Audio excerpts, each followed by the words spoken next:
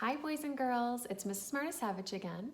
The last time we were together, we were talking about how when we say words slowly, we can hear the sounds in those words.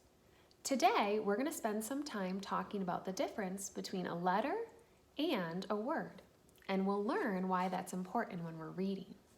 So tell me what you see here. You got it. This is the letter G. When we take a group of letters and we put them together, we build a word. And each word has a different meaning.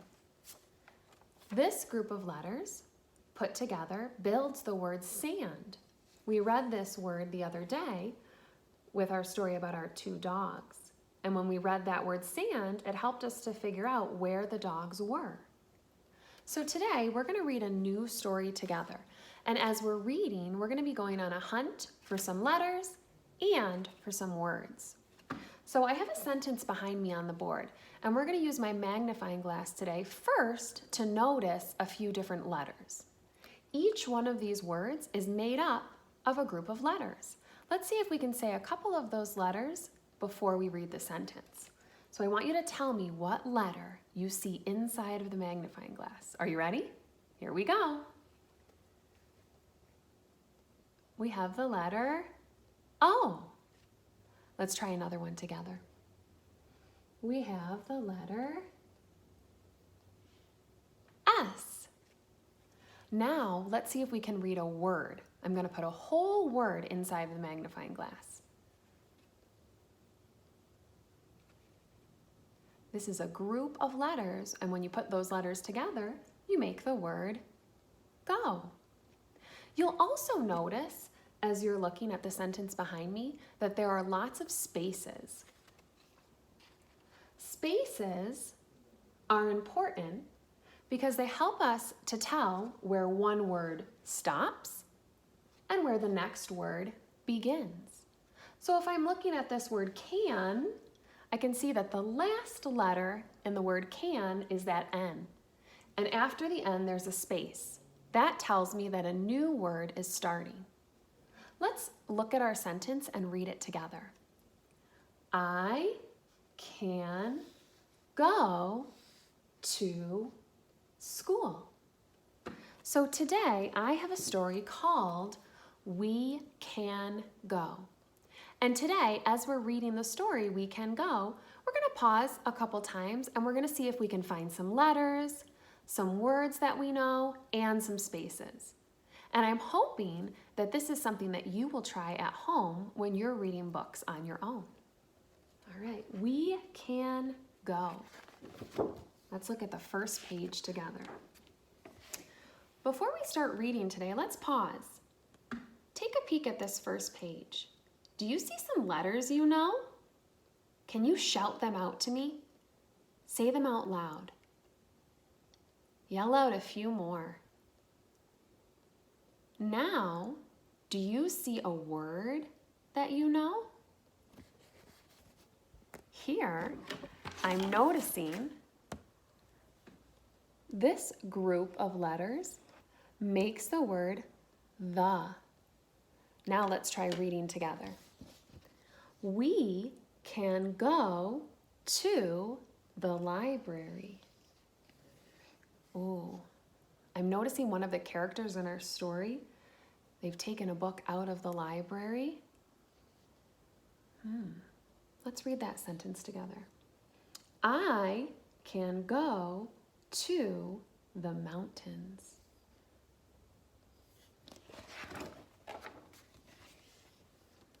I can go to the desert.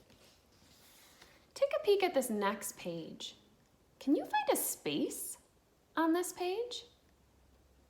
If you see a space, what two words is it in between? I'm noticing a space in between the word can and go. Can you find a second space? Tell someone nearby what two words your space is in between. Now let's read together. I can go to the North Pole. I can go to the ocean. I can go to the jungle. All right, take a peek at the last page in our book. Challenge yourself. Can you find a word you know? Tell me which one you see. Can you find a space? What two words is your space in between? Let's read together. We can go to the moon. So boys and girls, today and every day when you're reading and you're looking at the sentences in your book, you can ask yourself, is there a letter I know? Do I see a word I can read? Do I see any spaces? And those are some things you can start to find as you're reading. Later today at home, I'd like you to do an activity using some names of people you know. So you can choose some names of your family members, or you can choose names of your friends. And what you're going to do is you're going to make a list of those names. Now you can have a grown-up help you, or you can write those names down by yourself on a piece of paper. I'm going to start with my family members' names. And I've written them on cards today. So I'm going to take my names. Oh, one of them fell down on the floor. And I'm going to put the names up on the chart behind me. So I have my daughter's name, Annabelle. I have my husband's name, Mr. Martisevich. And I have my name, Mrs. Martisevich. And today at home, you're going to play I Spy. And your job when you're playing I Spy is to see if you can find the letter at the beginning of someone's name and then the letter at the end of someone's name. So if you don't have a magnifying glass at home, you can use a Q-tip, or you can use your finger, or you can use something else as a pointer. You also, if you have a highlighter at home or some tape, you could take that tape and you could put it over the first letter and the last letter. So I'm gonna say to myself, I spy with my little eye the letter, what letter do you see? A, at the beginning of Annabelle's name. Now let's try it with the end.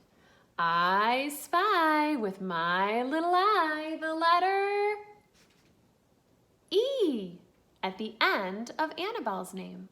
Let's try it with Mr. Martisevich. Are you ready? I spy with my little eye the letter M at the beginning of his name. I spy with my little eye the letter Z at the end of his name. Let's try it with my name. I spy with my little eye the letter M. I spy with my little eye the letter Z. So at home, build your own list and then play I Spy and find those letters at the beginning of someone's name and those letters at the end. Have a wonderful day.